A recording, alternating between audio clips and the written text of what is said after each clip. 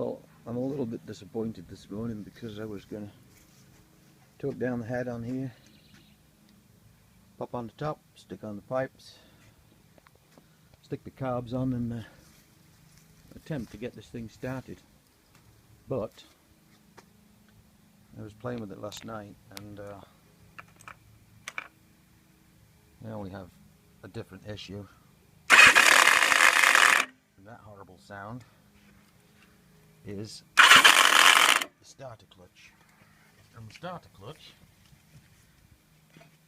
is in here, and as you can see, there's no way to it.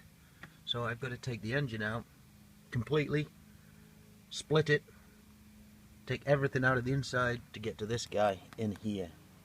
I'm not very pleased about it, to be honest.